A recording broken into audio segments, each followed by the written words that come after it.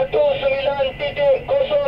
Utara, 5 Batu Nautika Tenggara Tanjung Penyusup.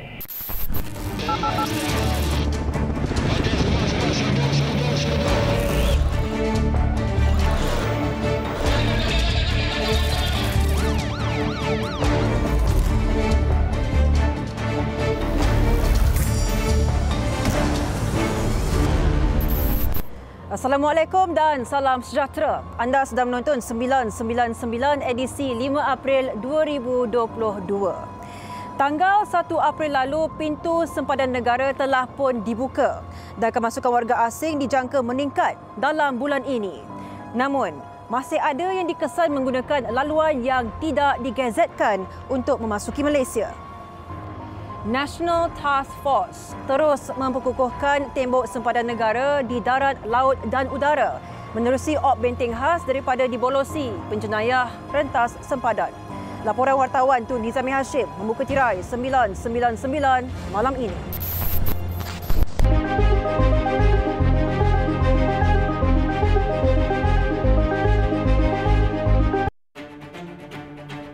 Penubuhan National Task Force yang diterajui oleh Angkatan Tentera Malaysia sejak 6 Mei 2020 jelas membuahkan hasil apabila beberapa siri kejayaan menumpaskan kegiatan jenayah rentas sempadan di lakar pasukan itu.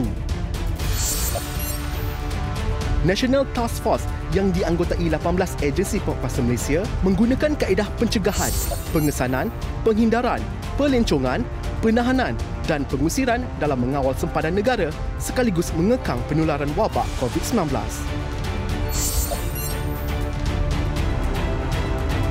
Terbaharu, Panglima Angkatan Tentera Jeneral Tan Sri Afendy Buang mengarahkan National Task Force untuk memperkasakan op benteng khas di Johor kerana negeri itu dilaporkan menjadi lokasi kedua tertinggi bagi kes kemasukan parti khususnya dari Pulau Bintan dan Pulau Batam.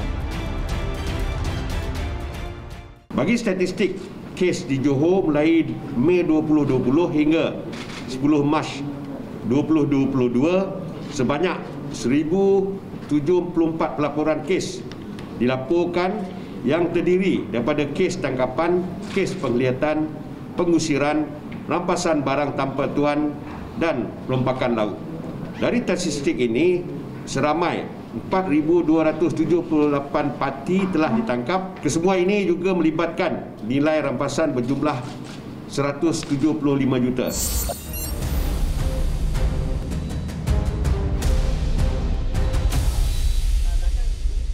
Abu Bakar Maritime Base yang berdiri megah di atas batuan tengah sepanjang 316 meter ini terletak kira-kira 8 batu nautika dari tenggara Johor menjadi pusat pemantauan untuk mengawal kegiatan jenayah di perairan negara.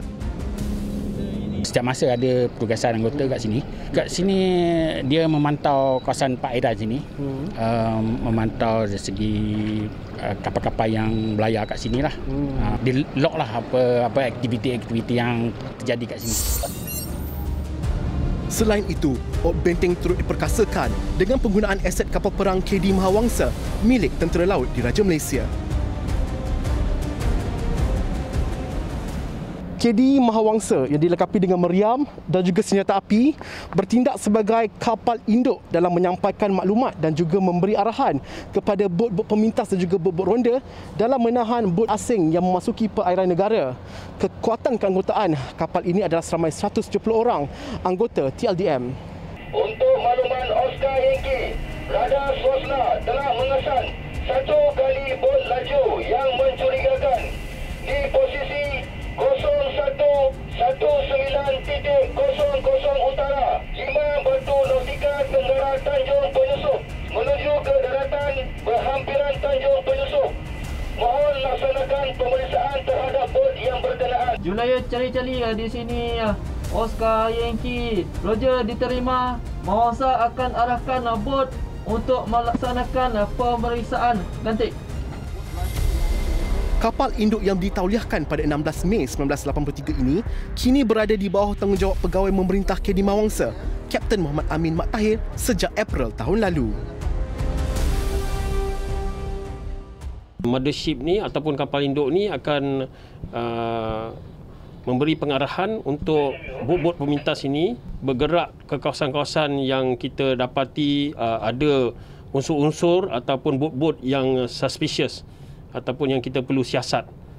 Dan seterusnya bot-bot pemintas ni akan menggunakan KD Mahawangsa ni sebagai tempat untuk ulang bekal dia, ataupun kita nak beri makanan ke, ataupun untuk beri supply kepada minyak dia dan seumpamanya. Dan juga untuk kru-kru warga bot tersebut berehat. Pengoperasian Obenteng ni kita buat 24 hours. Jadi itu fungsi yang utamalah untuk kapal induk ataupun kapal-kapal yang ditugaskan sebagai mothership ni, seperti KD Mahawangsa ni. Penugasan mengawal perairan negara yang berkeluasan lebih 600,000 km persegi ini menjadi efektif apabila kesemua anggota KD Mahawangsa bersama anggota penguatkuasa lain sentiasa berada dalam keadaan bersiap siaga.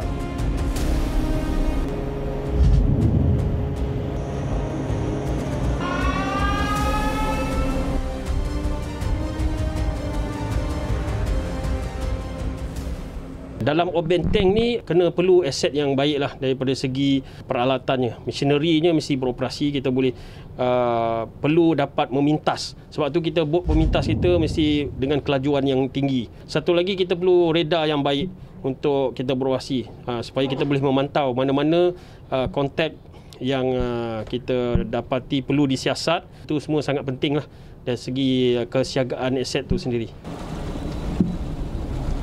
Sejurus mendapat maklumat dan arahan daripada kapal induk, pemeriksaan ke atas bot-bot yang mencurigakan akan segera dilakukan oleh para anggota bot pemintas termasuk Agensi Penguatkuasa Maritim Malaysia serta pasukan Polis Marin. Perairan Pulau Batuan Tengah ini adalah laluan antarabangsa dan juga zon keselamatan. Bot-bot nelayan ataupun pemancing ini tidak dibenarkan berada di kawasan ini, dan pada jam 11 pagi pihak TLDM dan juga APMM mengesan sebuah bot berada di kawasan lautan ini. Berikutan itu, para pemancing ini diberikan amaran pertama dan diarahkan untuk beredar dari perairan antarabangsa.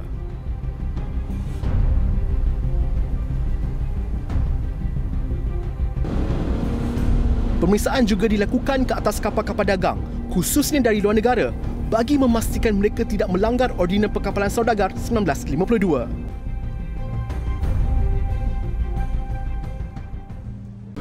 What type oil?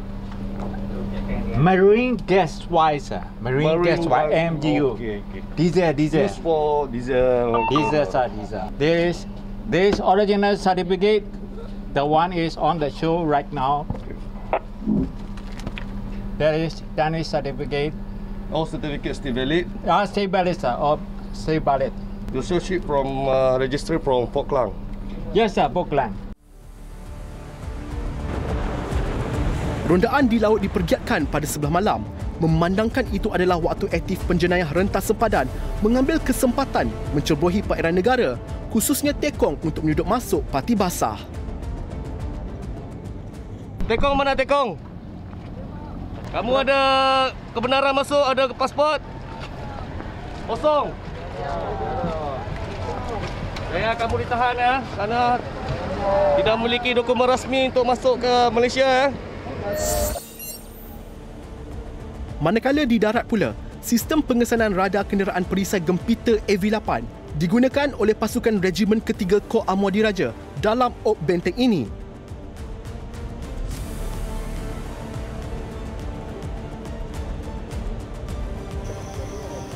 Selain itu, 8 aset drone milik bahagian staf Perisian Pertahanan ATM dan pasukan gerakan udara PDRM diterbangkan setiap hari bagi mengesan pergerakan penjenayah rentas sempadan.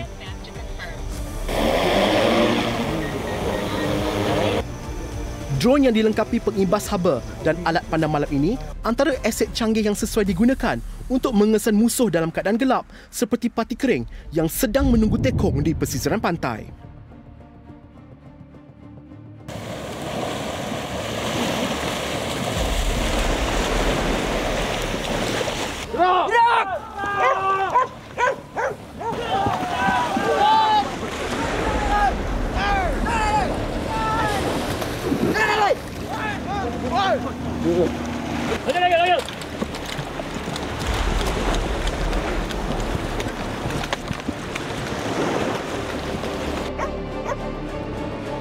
Sekiranya situasi seperti itu berlaku, anggota Regimen Ketiga Kor Amor Diraja mendapatkan bantuan daripada Combat Tracking Team cawangan anjing perang bagi mengesan parti yang bersembunyi di sebalik Semak Samun.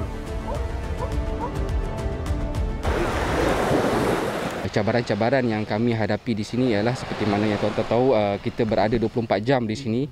Jadi di antara cabaran utama adalah cuaca, dari segi cuaca dan juga ancaman daripada parti itu sendiri yang mungkin kita tidak tahu membawa COVID dan sebagainya. Kita tidak ada halangan kepada permasalahan ataupun persekitaran tersebut. Kita sentiasa 24 jam itulah tugas kami di sini regardless weather or terrain. Kenderaan darat seperti truk 3 tan, pacuan 4 roda dan all-terrain vehicle ATV antara aset ATM yang dikerah untuk mengawal pesisiran pantai Johor yang berkeluasan 210 km persegi.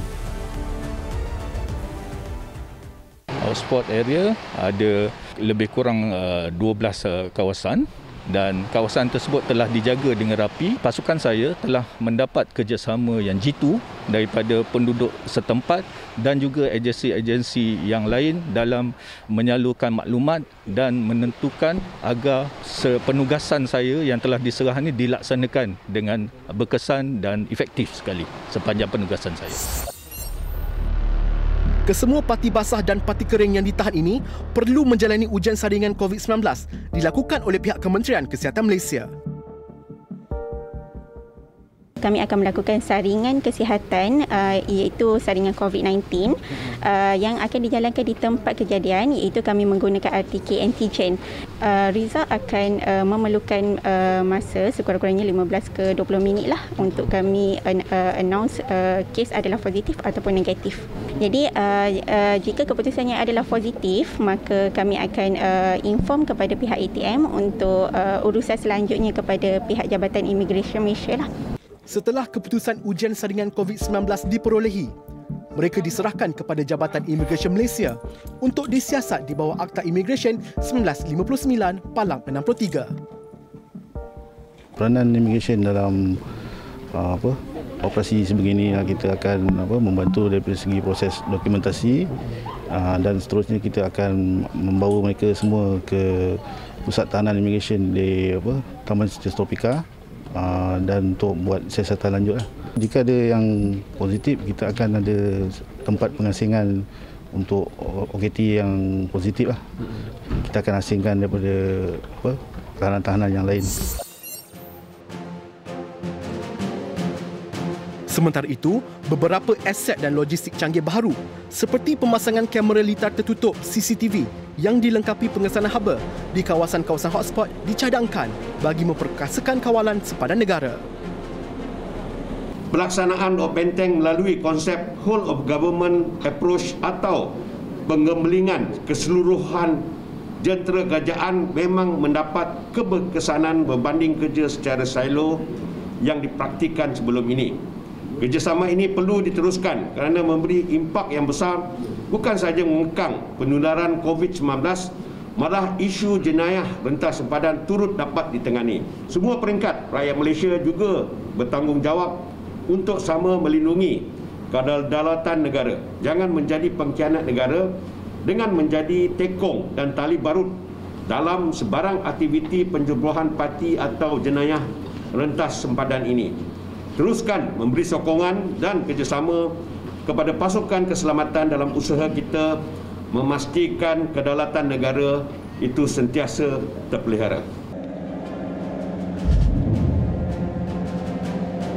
Bersempena pembukaan pintu sepadan negara pada 1 April 2022, Op Benteng akan terus dipertingkatkan oleh National Task Force dalam mengekang jenayah rentas sempadan.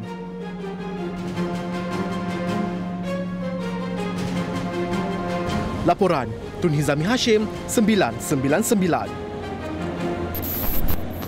Ini dapur belah sini lah. Bawah sini kotor sangat. Banyak pelat. Macam ada sisa makanan. Menunggang roda 3 tanpa memiliki lesen yang sah, malah kenderaan yang ditunggang pula dipercayai milik majikan mereka. Itu di antara kesalahan yang berjaya dikesan menerusi Op Roda 3 yang digerakkan oleh bahagian siasatan dan penguasaan trafik Ampang Jaya di sekitar kawasan Pandan Mewah. Ikuti laporannya bersama wartawan Afifah Haminuddin.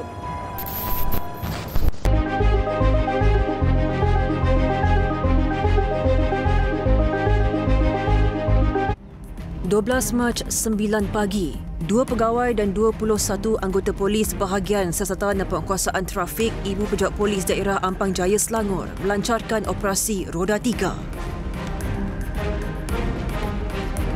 Operasi mensasarkan pelbagai kesalahan trafik serta menahan warga asing yang memandu kenderaan tanpa lesen memandu yang sah.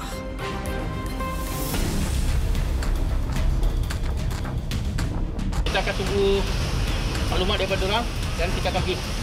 Okey. Yang kedua, habis saja Roda 3, kita akan sambung dengan penguasaan. SDR. Tepat jam 10 pagi, kami bergerak ke lokasi sasaran di sekitar Pandan Mewah Ampang yang dipercayai terdapat warga asing di kawasan terbabit menggunakan motosikal beroda 3 sebagai kenderaan harian. Operasi sebelum itu memang terkesan tempat ini memang jadi tumpuan utama bagi penunggang roda 3 ni. So operasi kita pagi ni akan bermula daripada tempat ni dulu. Kat sana memang dah ada dah ada pegawai. Tim risikan trafik dah ada sana dah. Dan saya dapat maklumat memang kita dah tahan beberapa buah motosikal roda 3 lah.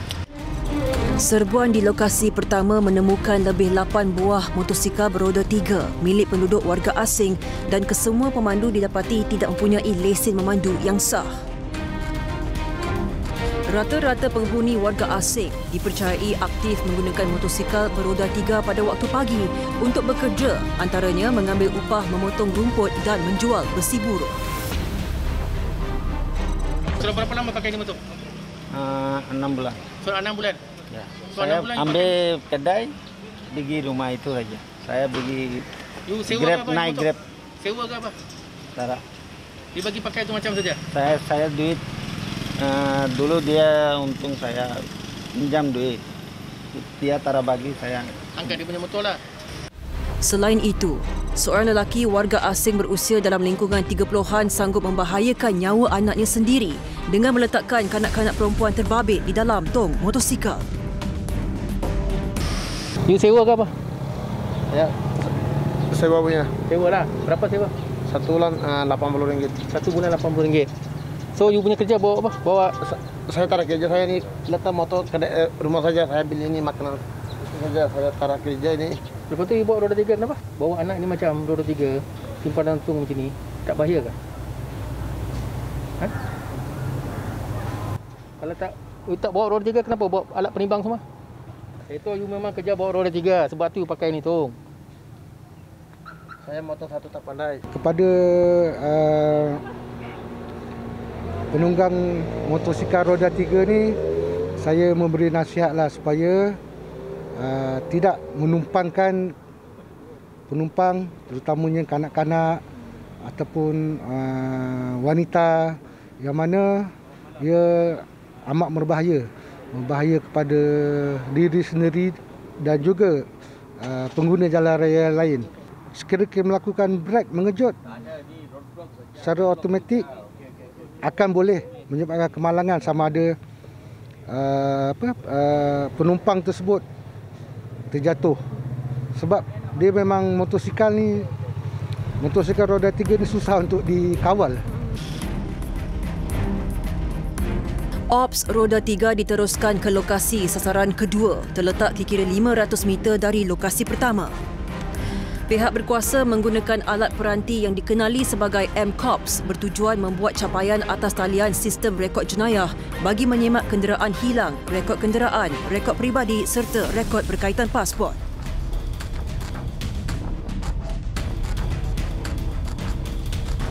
Contoh saya ambil macam motor ni. Kalau kita nak tahu pemilik motor ni ataupun status dia punya cukai jalan apa dia, kita cuma masukkan dia punya nombor pendaftaran. Okey, dia punya tarikh luput cukai jalan dia bulan 8, 24 bulan 8 2021. Maknanya kita dah tahu rotek motor ni dah tamat tempoh. So dia ada 2 kesalahan lah. Tadi penunggang dia tak ada lesen. Cukai jalan pun tamat tempoh.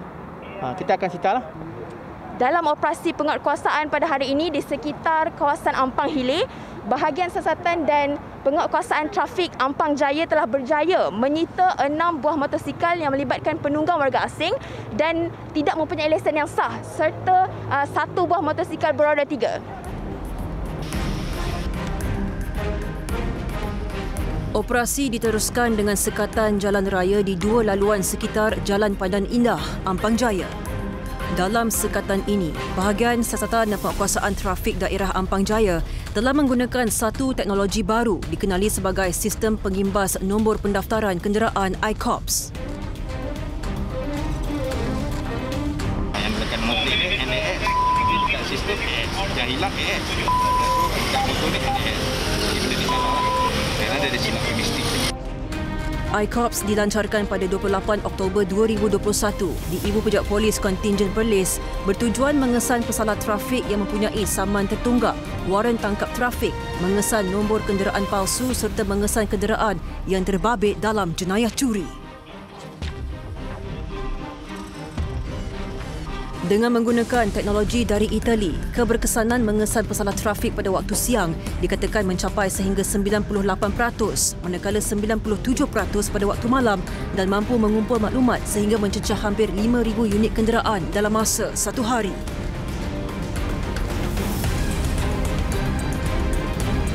Di sini kita boleh nampak ada operasi sebelum ni yang kita buat pada bulan lepas, kita ada sita 23 tong. Dan tong ni kita akan serahkan balik pada owner. Kita akan sita terus. Dan motor ni pula kita akan minta dia punya owner seperti mana dalam geran datang untuk kita keluarkan saman membenarkan pada tuan punya lah. Sebab dia bagi motor dia pada orang yang tiada lesen mandu. Tapi tong ni still kita akan sita, kita tak bagi. Hasil pemeriksaan pihak polis menyita 9 buah motosikal beroda 3 beserta tong dan 9 buah motosikal ditunggang oleh warga negara asing yang tidak mempunyai lesen memandu. Kesemua kenderaan dibawa ke Balai Polis Trafik Ampang Jaya untuk tindakan lanjut. Kes disiasat mengikut Seksyen 64/1 Akta Pengangkutan Jalan 1987 kerana didapati tidak mempunyai lesen memandu yang sah. Operasi tamat jam 1 petang. Laporan Afifah Haminuddin 999. Sepasang suami isteri dihadapkan ke Mahkamah Magistrate Kuching atas pertuduhan membunuh seorang kanak-kanak berusia 4 tahun awal bulan lalu. Ikuti perinciannya dalam rangkuman Kejadian Jenayah Seminggu 999.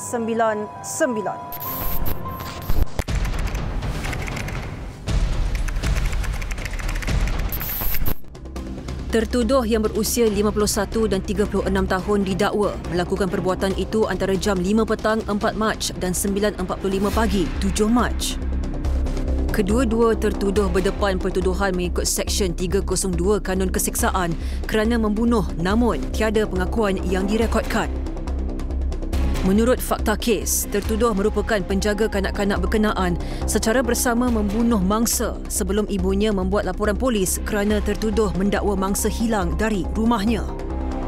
9 Mei depan ditetapkan sebagai sebutan semula kes. Di Mahkamah Session Seremban, seorang pemandu van dituduh melakukan pengabaian terhadap seorang kanak-kanak autism sehingga menyebabkan kematian 12 Oktober tahun lalu. Tertuduh berusia 35 tahun itu bagaimanapun tidak mengaku bersalah sebaik pertuduhan dibacakan di hadapan hakim. Dia didakwa meninggalkan mangsa berusia 9 tahun di dalam van miliknya sehingga mangsa meninggal dunia. Pertuduhan mengikut Seksyen 31/1/A Akta Kanak-Kanak 2001 jika sabit kesalahan boleh dikenakan denda tidak melebihi RM50,000 dan penjara tidak melebihi 20 tahun.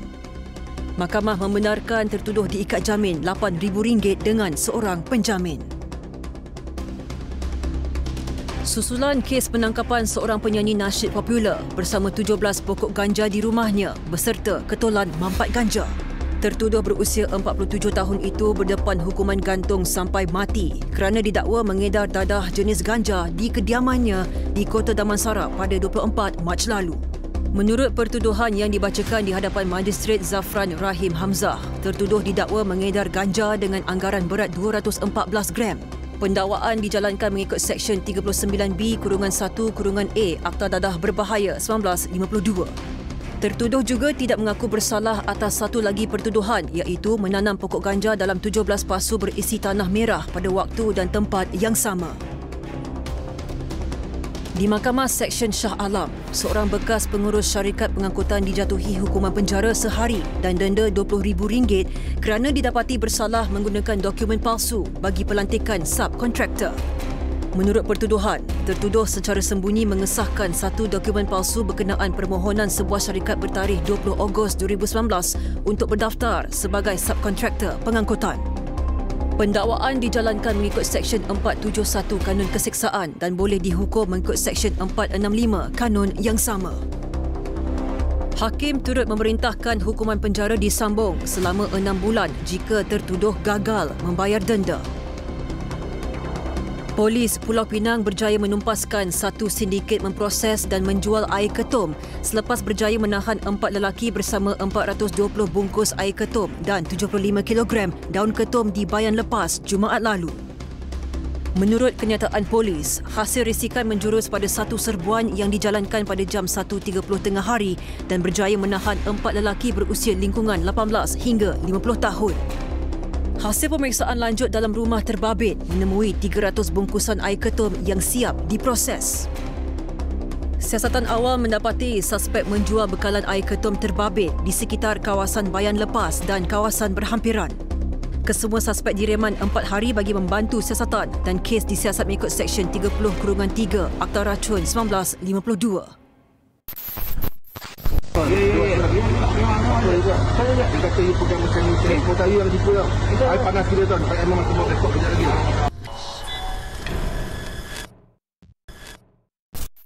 Seorang ibu bersama anaknya berusia 10 bulan maut selepas kereta yang dipandu oleh suaminya dinaiki oleh 5 sekeluarga dirempuh dari arah belakang oleh sebuah kenderaan pacuan 4 roda. Butiran kemalangan di Semporna, Sabah dalam tragedi 999 minggu ini.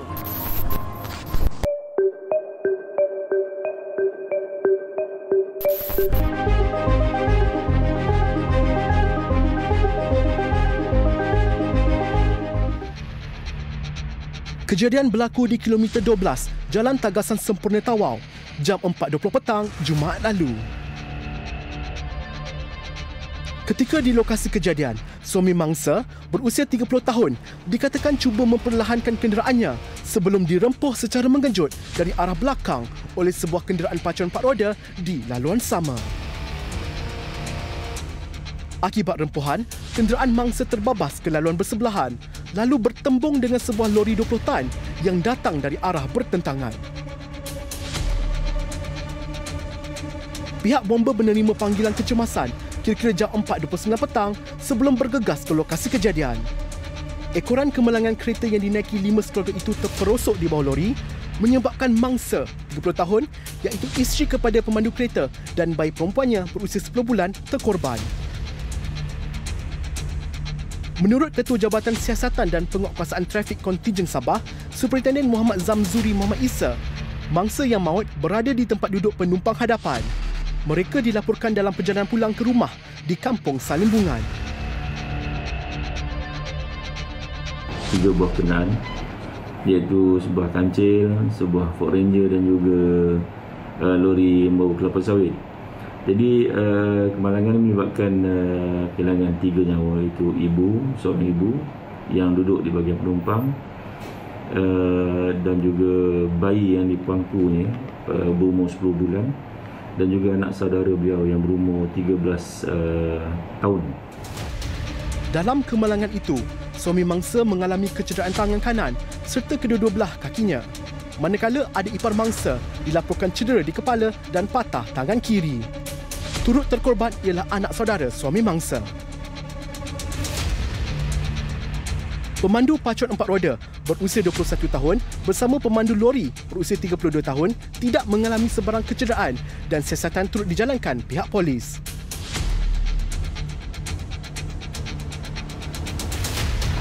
Pihak kita telah menahan pemandu Ford Ranger ni dan beliau telah memberi kerjasama sememangnya berlaku kecuaian di situ di mana beliau tidak dapat mengelak kenderaan kancil yang berhenti yang memperlahankan kenderaan di hadapan beliau.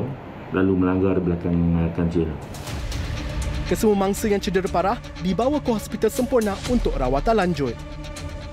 Muhammad Zamzuri juga menasihatkan pengguna jalan raya di seluruh Sabah supaya berhati-hati dan memandu secara berhemah kerana kemalangan boleh berlaku atas kecuaian sendiri atau individu lain. Kita lihat peningkatan kemalangan maut pada tahun ini iaitu 2022 sebanyak 60 kemalangan maut dilaporkan.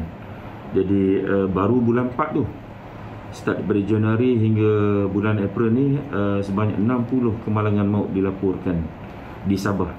So kita berharap pemandu-pemandu lebih berhati-hati dan peka ke atas undang-undang jalan raya. Kes disiasat di bawah Seksyen 41/1 Akta Pengangkutan Jalan 1987.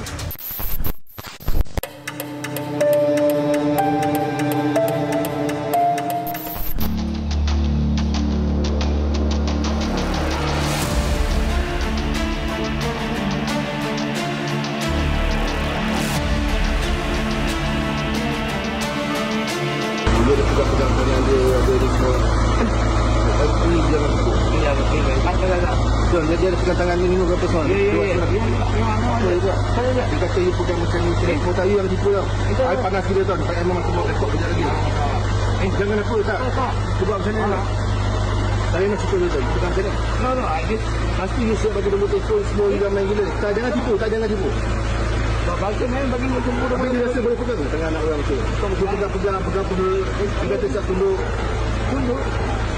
Dia ada buat macam dia. Betul. Jijik dan menakutkan.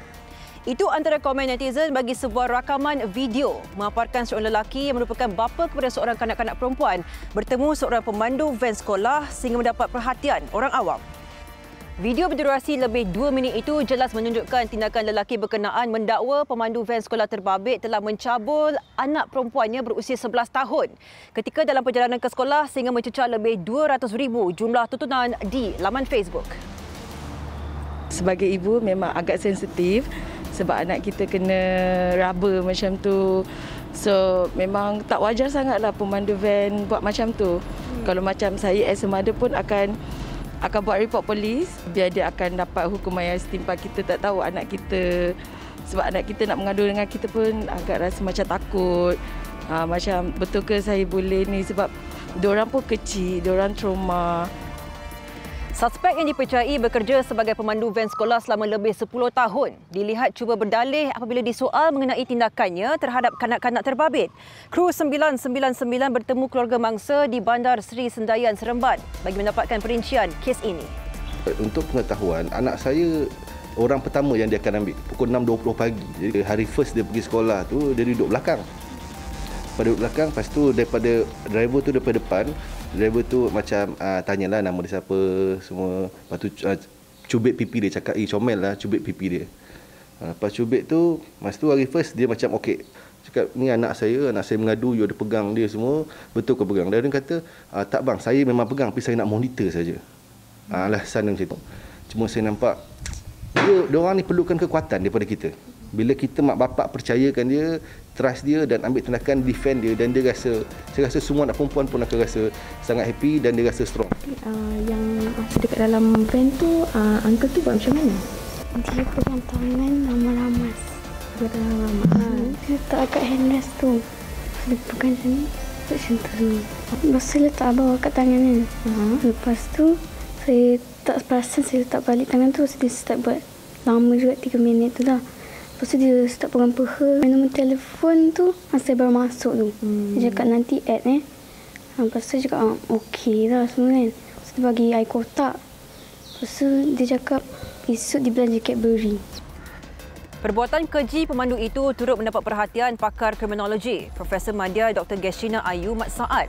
Menurut beliau, jenayah gangguan seksual ke atas kanak-kanak perlu ditangani dengan segera kerana khuatir ia boleh menjurus ke arah kemurungan mangsa. Kesan dia adalah serta-merta, jangka masa pendek ataupun jangka masa panjang. Dia boleh rasa bersalah. Apa yang saya buat sampai pakcik tu, abang tu atau rapat sangat dengan macam ni. Ayah saya pun tak buat macam ni. Kalau sexual grooming sebenarnya adalah pertukaran psikososial. Dia beranggapan bahawa perhubungan dengan orang dewasa adalah biasa. Jadi yang lebih mustahak di sini adalah pencegahan jenayah secara proaktif melalui pendidikan. Selalu ingatkan. Kalau bawa kanak-kanak perempuan ada anak patung, tunjukkan lokasi yang tak boleh sentuh. Kalau kanak-kanak tu lelaki, ada action figure. Bahagian-bahagian sulit yang mana tak boleh sentuh dan sebagainya, apakah batasan-batasan dia. Menurut Ketua Polis Daerah Seremban, Assistant Commissioner Nanda Makruf, suspek telah pun ditahan dan disiasat mengikut Seksyen 14-A Akta Kesalahan Seksual terhadap Kanak-kanak 2017 kerana melakukan pengantunan seksual terhadap kanak-kanak. Suspek boleh dipenjara tidak melebihi 10 tahun dan sebatan jika sabit kesalahan. Tu banyak-banyak. Oh, ini banyak gila. Ambil.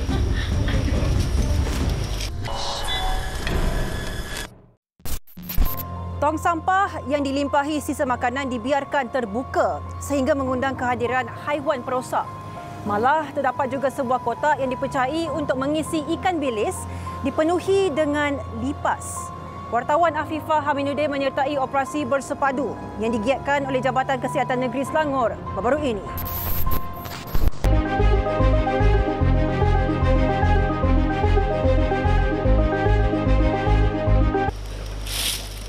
Tu banyak-banyak. Oh, ini banyak gila. Ambil.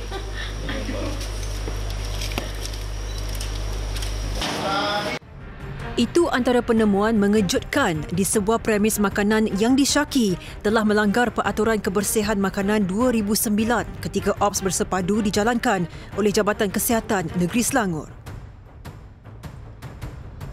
Tepat jam 10.30 pagi, kami bergerak ke lokasi sasaran di sekitar Bandar Puncak Alam dengan kekuatan seramai 90 orang anggota kesihatan yang terdiri daripada pakar perubatan kesihatan awam dan pegawai kesihatan persekitaran. Hasil risikan selama 3 minggu dan aduan awam, operasi ini mensasarkan lebih 130 buah premis makanan yang disyaki telah melanggar Prosedur Operasi Standard SOP Majlis Keselamatan Negara Fasa 4 serta Peraturan Kawalan Hasil Tembakau 2004.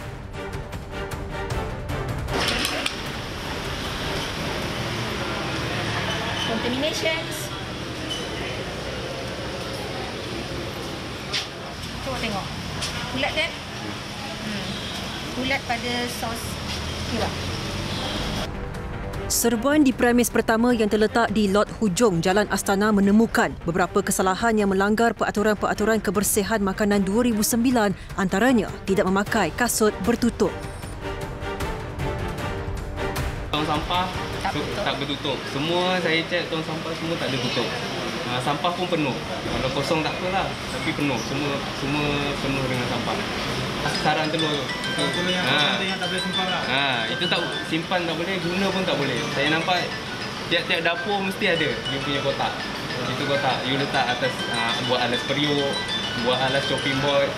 Itu tak boleh lah. Kotak tu kotor. Lelaki warga asing berusia lingkungan 30-an ini dipercayai merupakan pengurus premis, memberikan pelbagai alasan untuk mengelak daripada dikompaun oleh pihak berkuasa. Saya nampak you punya dapur belah sini lah. Bawah sini kotor sangat. Banyak bulat. Macam ada sisa makanan. Yang tu you kena cuci lah. Minta you punya staff cuci sampai bawah tu. Bulan sekali kali cuci pun mau cuci. Semalam dia cuci apa cuci tu. You kena tengok lah. Kalau dia tak faham, kena pergi kursus lagi sekali lah. Dah kursus dah berkali-kali. Operasi diteruskan ke sasaran kedua yang terletak kira-kira 10 meter dari lokasi pertama. Aspek keselamatan dan kebersihan premis diteliti, terutamanya di bahagian dapur yang dibahagikan kepada 3 ruangan bagi memastikan mutu makanan disediakan berkualiti. Kalau ayam ni ada salmonella, nanti ais tu ada salmonella. Ataupun kalau ais kotor, ayam akan jadi kotor. Sebab dia cair kan, dia kembali dekat makanan lah. Ada makanan mentah. Lepas tu tak bertutup. Ni nasi dah masak kan, tak bertutup, letak je kat sini. Yang ni apa ni? Itu dal. Itu dal kan? Dal sudah masak lah punya dal. Mau panaskan saja. Sudah dah ni. Saya lupa dah. Lupa. Buang sudah lupa. Kalau you simpan barang sini, sepatutnya you ada tarikh tau. You ada date. You kena taruh itu tarikh. Bila punya, ini bila punya, ini bila punya. Selain itu, penyusunan bahan makanan yang tidak teratur dikuatiri mampu menyebabkan haiwan perosak seperti lipas, lalat dan tikus menghurungi dapur premis. Bilik yang terletak di belakang premis ini dipercayai digunakan sebagai stor untuk menyimpan bahan-bahan mentah kegunaan harian. Namun apa yang lebih mengejutkan, kami telah menjumpai sebuah kotak yang berisi ikan bilis telah dipenuhi oleh lipas. Tu banyak-banyak. Oh ini banyak gila. Ambil. Begitupun seorang pekerja warga asing mendakwa telah menggunakan perkhidmatan syarikat pengendali kawalan serangga untuk membasmi haiwan perosak namun tidak berkesan.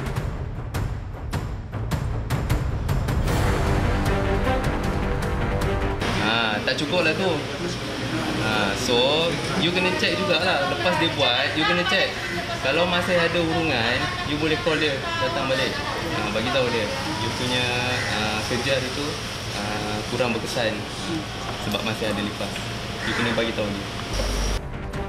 Premis ini diarahkan tutup selama 14 hari bermula 16 Mac 2022 di bawah Seksyen 11 Akta Makanan 1983 kerana tidak mencapai standard kebersihan ditetapkan serta persekitaran makanan yang tidak terurus.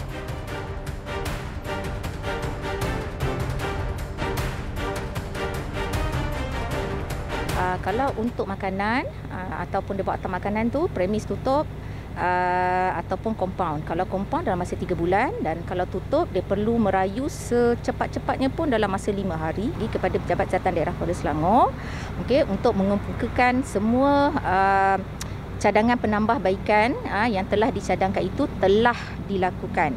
Jadi tim PKD akan turun semula ke premis untuk cek, periksa dan kita akan pertimbangkan semula pembukaan premis sekiranya dia mematuhi segala cadangan penambahbaikan yang telah diberitahu sebelum ini.